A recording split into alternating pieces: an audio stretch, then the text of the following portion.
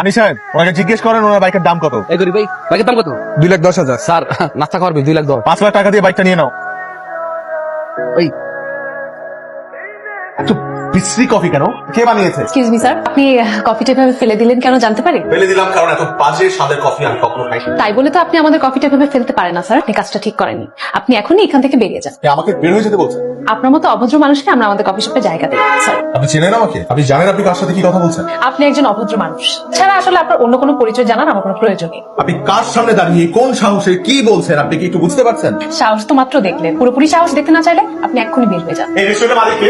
আমি রেস্টুরেন্টের মালিক। আপনার মতো একটা ম্যানারলেস মেয়ে এই রেস্টুরেন্টের মালিক জীবনে হতে পারে না, কারণ কোনো কাস্টমারের সাথে কোনো রেস্টুরেন্টের মালিক এই ধরনের ব্যবহার করতে পারে। আমি তো আপনাকে কাস্টমারই মনে করি না। ম্যানেজার সাহেব আমি এই রেস্টুরেন্টটা কিনবো। সরি স্যার, এই রেস্টুরেন্টটা বিক্রির জন্য। ম্যানেজার সাহেব আমি কালকে এই রেস্টুরেন্টটা কিনবো এবং কালকে রেস্টুরেন্ট কেনার পর আমি এখানে কফি খেতে আসবো। তারপর যেন আমি এই মেয়েটাকে এই রেস্টুরেন্টে না দেখি। Hope to see you soon. আমি এই কফি শপে কিনতে চাই, সেটা যে কোনো মূল্যেই হোক। আমি ওই কফি শপে পা রাখবো তখনই যখন আমি কফি শপে কিনতে পারবো। এবং কফি শপে কিন্তু সবার আগে আমি প্রত্যেকটা কফির কাপ আনবো।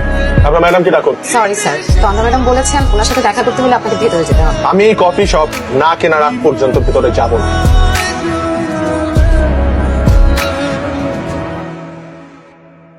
আপনার জন্য 50 লাখ টাকা একটা চেক এনেছি। নো থ্যাঙ্কস, আমার কফি শপটা আমি বিক্রি করবো না। এত ইগো আপনার? আমার যেটা সেটাকে ইগো বলে না, সেটাকে বলে আত্মসম্মান বোধ। আর আপনার যেটা সেটাকে বলে ইগো। বাপের টাকা উড়ান, বাপের টাকা ফুটানি কর। আমার উপর তো রাগ কেন? আমার আপনার প্রতি রাগ না, আপনার মতো বড় লোকের ছেলেদের প্রতি রাগ, যারা আসলে ভাবে দুনিয়াতে টাকা দিয়ে সবকিছু কিনে ফেলতে পারে। মানুষকে মানুষ ভাবতে জানেন।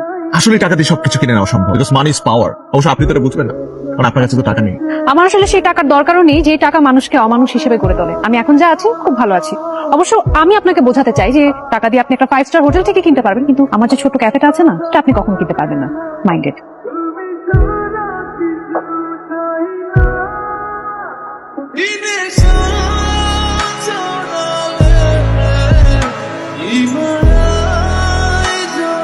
হ্যালো, কালকে কি আমার সাথে একটু দেখা করতে পারবেন? আপনি যেখানে বলবেন আমি সেখানেই আসবো। আপনার আসতে হবে না, আমি নিজেই আপনার কফি শপের সামনে চলে আসবো। এছাড়া তোর মায়ের চিকিৎসার আর কোনো উপায় ছিল না। মায়ের চিকিৎসার উপর তো আসলে কিছু নেই। তুই রাগ করিস না মা, আমি খুব অসহায়।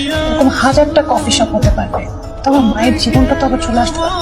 তুই খুব আপনি জিতে গেলেন, আমি হেরে গেলাম। আসলে পৃথিবীতে টাকার উপরে কিছু।